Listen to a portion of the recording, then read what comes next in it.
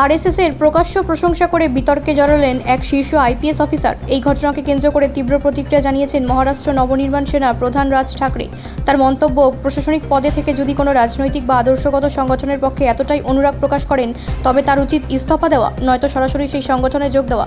সূত্রের খবর, সম্প্রীতি এক অনুষ্ঠানে ওই আইপিএস অফিসার রাষ্ট্রীয় স্বয়ংসেবক সংঘ এর ভূমিকা ও কার্যকলাপের প্রশংসা করেন। তার মন্তব্য প্রকাশ্যে আসতেই রাজনৈতিক মহলে শুরু হয় তীব্র বিতর্ক। বিরোধীদের অভিযোগ, প্রশাসনিক নিরপেক্ষতার শপথ নিয়ে কাজ করা এক পুলিশ আধিকারিকের কাছ থেকে এই ধরনের মন্তব্য গ্রহণযোগ্য নয়। রাজ ঠাকরে এই প্রসঙ্গে বলেন, প্রশাসনের শীর্ষ স্তরে থাকা কোনো আধিকারিকের উচিত ব্যক্তিগত মতামত প্রকাশের ক্ষেত্রে সংযম বজায় রাখা। তার মতে, পুলিশ ও প্রশাসনকে সব রাজনৈতিক ও আদর্শগত প্রভাবের ঊর্ধ্বে থাকতে হয়। আরএসএস এর প্রশংসা করে যদি কেউ প্রকাশ্যে অবস্থান নেন তবে তা নিরপেক্ষ প্রশাসনের ভাবমূর্তিকে প্রশ্নের মুখে ফেলে। এদিকে রাজ ঠাকরের এই মন্তব্যকে ঘিরে নতুন করে রাজনৈতিক তরজা শুরু হয়েছে। শাসক ও বিরোধী শিবিরের একাংশ মনে করেছে, বিষয়টি শুধু একটি ব্যক্তিগত মন্তব্যের মধ্যে সীমাবদ্ধ নয়, বরং প্রশাসনের নিরপেক্ষতা, সাংবিধানিক দায়িত্ব এবং রাজনৈতিক আনুগত্যের সীমারেখা নিয়েও বড় প্রশ্ন তুলেছে। মহারাষ্ট্রের রাজনীতিতে আরএসএস ও বিজেপি ঘনিষ্ঠতার প্রসঙ্গ বরাবরই সংবেদনশীল।